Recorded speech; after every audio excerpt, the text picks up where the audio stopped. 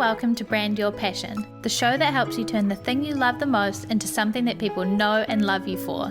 I'm your host, Holly Arnett, the brand coach for creatives, and I'm on a mission to make the world a more creative place, one brand at a time. If you're ready to get more eyes on your work, more dollars in your pocket, and more creativity in your life, you're in the right place. Welcome. Let's brand your passion.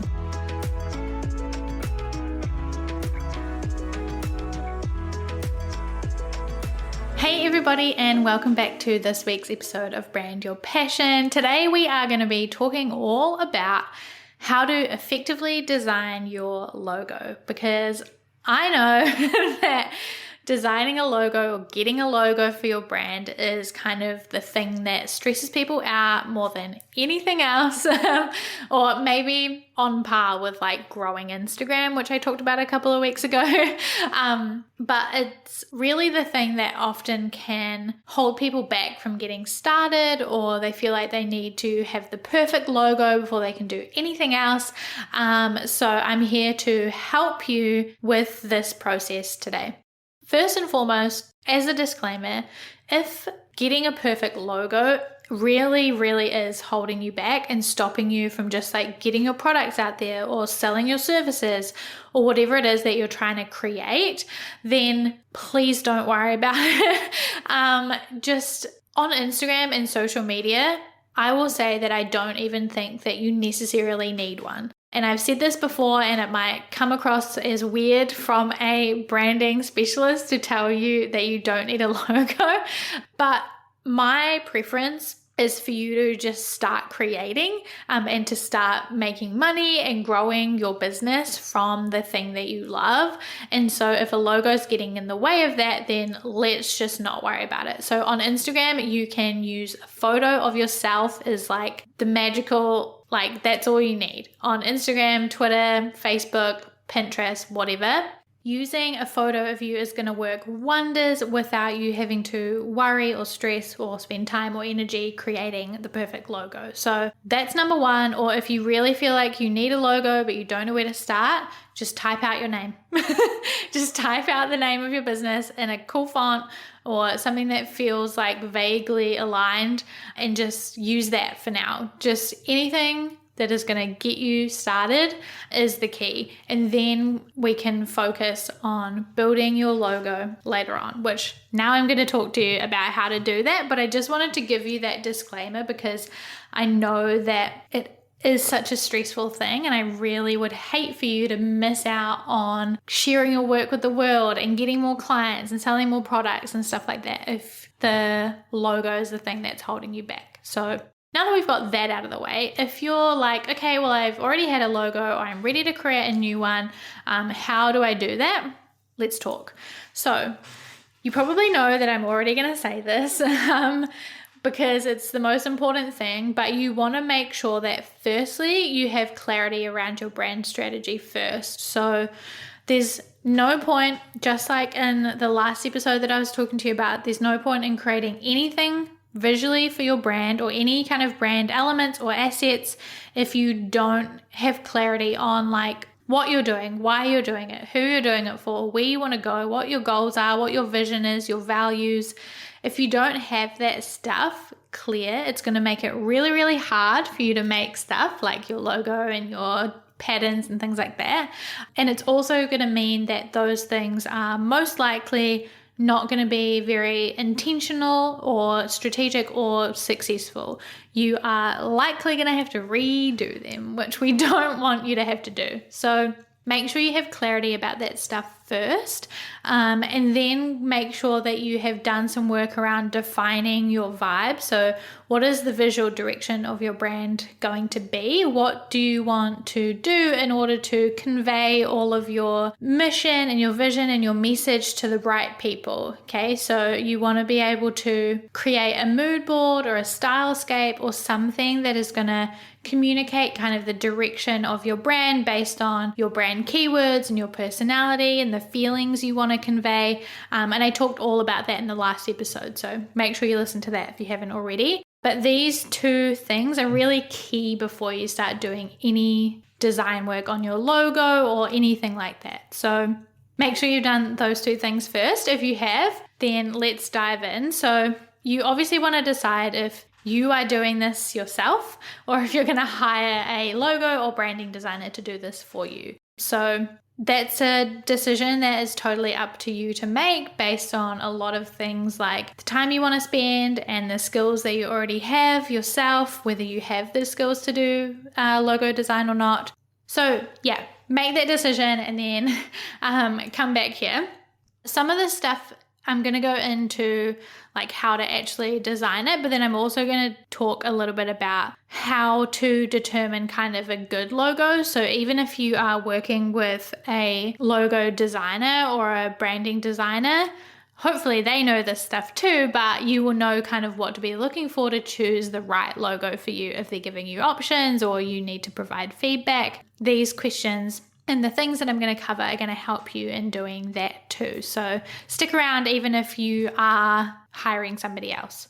Okay, so first you are probably going to want to find some inspiration, which you should have kind of already done in your mood boarding phase, but you might want to create kind of a collection of logos that are similar to kind of the direction that you want to take your brand in, or have elements that you're like, yeah, I like kind of the layout of that, or I like the orientation of that, or the different versions that this logo kind of has. Kind of gather some inspiration, and this, as with any kind of design stuff that I'm talking about, is never about copying. It's about finding inspiration, and there's a very thin line there, but we're not copying these logos. We are finding elements that are going to inspire yours. So just be aware when you're gathering inspiration that you are not gathering it so that you can like make yours the same, right? Then what I like to do next is to sketch a bunch of ideas. So you can do this on paper or digitally, however's going to work best for you, and sketch a bunch of ideas based on the inspiration that you found, based on your kind of brand strategy, the mood board that you created. Sketch some ideas that are going to convey those things. And it's important to note that a logo doesn't have to really literally represent what you do, right? So if you are a photographer, you don't have to have a camera in your logo or like a Polaroid photo. These things don't need to be in your logo. It doesn't have to be that literal or show what you do. Paul Rand says that, I'm just reading my screen. He says that a logo is a flag, a signature, a street sign. A logo does not sell directly, it identifies. It's really rarely a description of a business. A logo derives meaning from the quality of the thing it symbolizes, not the other way around. A logo is less important than the product it signifies. What it represents is more important than what it looks like. The subject matter of a logo can be almost anything. So this is really important to remember because you can find inspiration in your brand from anything. It doesn't have to be just what you do. If you think about the National Geographic logo is literally a square, but it's so memorable, right? The McDonald's logo isn't a burger, it's an M. It's not about showing what you do, it's about creating something really memorable that people are going to recognize. So when you are sketching your ideas, you can be thinking about inspiration from anywhere in your business or anything about your values or your story or your vision. For example, like a client of mine, her name and her whole brand includes the Ko-Fi tree and the Ko-Fi flower, and that she sews. It's nothing to do with what she does. It's about the story behind where her business came from.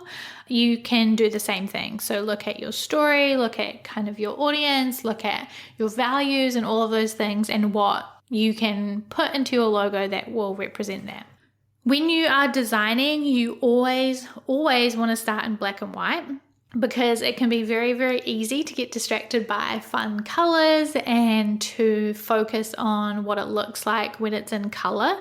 And you can start adding like gradients and shadows and all these things, but you want to make sure that your logo is going to work in just black and white, that you are in love with how it looks, just black, right? So just start in black and white. It helps you to get the layout right, to get the spacing and all of the important things right before you start adding fun stuff like color, texture, gradients, all of those things. They're super fun, but you want to make sure that you're starting in black and white. As I said earlier, starting with just a font is kind of the easiest way to get started. So you want to choose kind of the software that you are going to be using. That could be Canva or Adobe Illustrator or Affinity Designer, whatever it is that you're comfortable using. There are a bunch of things out there, so just find something that is accessible and useful for you. Then you can start with just typing out fonts, finding fonts that are aligned with your brand. So fonts have a lot of imbued meaning. They convey a lot of emotion and a lot of different themes and topics. So you can be really smart with the fonts that you choose, and you want to choose fonts that are going to be easy to read, that are going to stand out, and that are going to represent you well. So start with just fonts that fit with your strategy and typing those out. Start with arranging those in different ways, and then you can start adding other elements that also represent your strategy and fit in with those things. So maybe you're adding like an icon, an illustration. It might be lines to accent things, or little shapes like dots or lightning bolts or whatever it is. You can add in those elements as you are going along. So start with the font and then play with adding in the extra elements. Now, there are a bunch of different types of logos. I have a whole article on this on my blog, so if you want to read that, you can do that. But essentially, there are 7 different kinds of logos, and you can choose whatever's going to work best for you. So a word mark or a logo type is just typography. So if you write out your whole business name in a font that aligns with your direction, then that's going to be a word mark or a logo type. My logo is a word mark because it just says Black and White Studios, and that's kind of the logo, that's it. Another type of logo is a monogram or a letter mark, and that's when it's an acronym. So if you're, say, I'm trying to think of brands that have acronyms, but like IMG or CBS, I don't know, like ABC, these kind of brands. If you have an acronym, you can use a monogram or a letter mark. Then you can use a brand mark, or they're sometimes called symbols, icons, pictorial marks. So that's like the Twitter logo would be a brand mark because it's an icon or a symbol. You can also get abstract logo marks. So that could be something that's not like a bird or a dog or a photo, but something more like ConvertKit's logo is an abstract logo mark. If you've seen it, it's like a swirl kind of thing. Then the 5th option is a mascot. So people have mascots for their brand. Again, I'm trying to think of other examples. But a sports team, for example, has a mascot logo probably. They have that mascot that like comes to life. Then you can have combination marks. So that's where you might have an icon and a word mark, or an abstract logo mark and a monogram. So there are different combinations you can make to create a combination logo. And then you might also have an emblem. So an emblem logo is it will look like a badge kind of, or a shield or something like that. It's a more complicated combination mark that specifically is, like a badge or a shield or something like that. So those are the different types of logos. You are most likely going to have a word mark, a brand mark, or an abstract logo mark, or a combination of those. But you can read my article, get to know a little bit more about different options, and choose the one that's going to be right for you. Then you want to make sure that you're asking these questions to make sure that you are designing an effective logo that's going to work really well. And I have another article all about this, but I'm going to run through them for you anyway. Number 1, is it easy to read? So if you're type isn't easy to read, then it's not going to work. So make sure it's easy to read. Number 2, does it work in black and white? So as I said, it's really important that your logo works in black and white from the beginning. And this is because there are going to be situations possibly where you can only print in black, or your logo is like in a lineup of other logos on somebody's website and they're all in black, or that kind of thing. So you want to make sure that it works in black and white. Equally, you want to make sure that it works in just one color. Say you put your whole logo in orange or your whole logo in pink, is it still going to work? If you are requiring or kind of depending on gradients and textures, you're going to be okay most of the time, but there are going to be situations that are not going to work.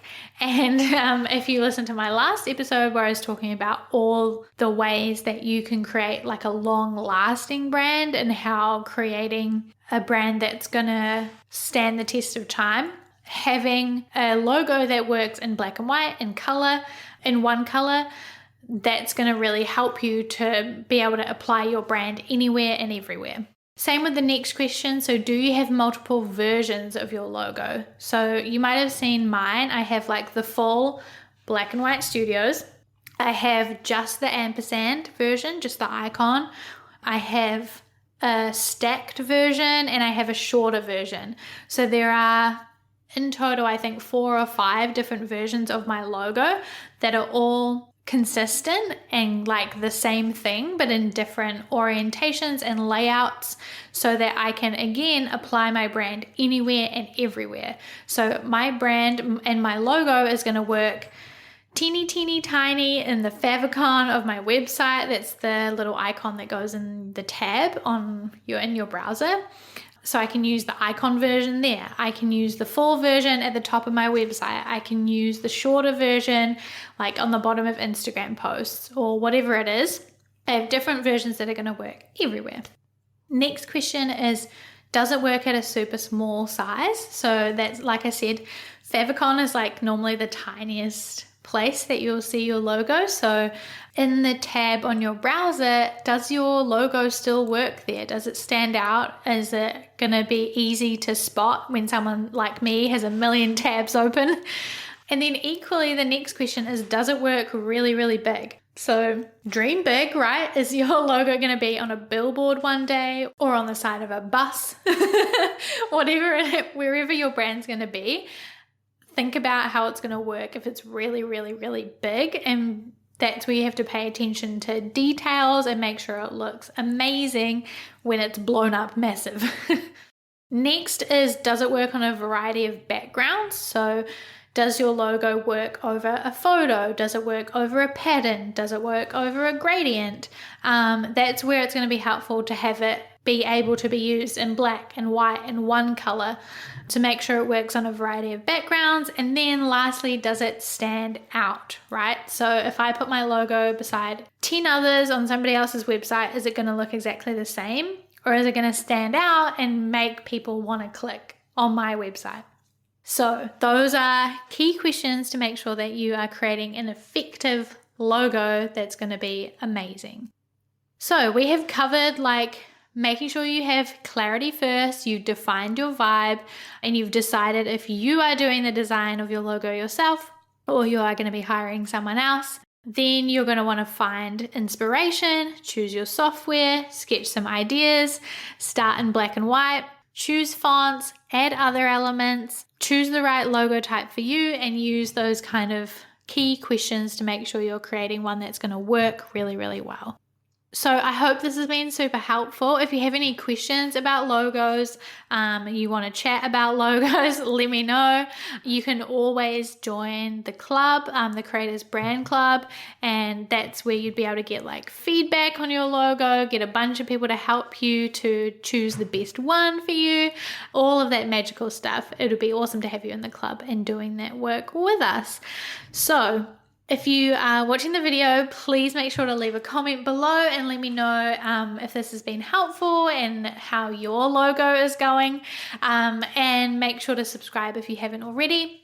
If you are listening to the audio podcast version in your ears, I would love for you to leave a review. That would make me very, very, very happy. And as you know, you can always tag me on Instagram or Twitter or send me an email, and I would love to chat to you. So hope you've enjoyed this one, and I'll see you next time. Thanks for listening to this episode of Brand Your Passion and choosing to spend some time with me learning about branding, business, and all things creativity. You can find more episodes just like this one at blackandwhitestudios.nz/brandyourpassion. If you liked this one, you can tap that subscribe button so that you're notified about every new episode. And if you've got a spare second, I would love it if you could leave a review on iTunes or wherever you're listening to this podcast right now. I would love to hear from you and hear about how you're enjoying the podcast.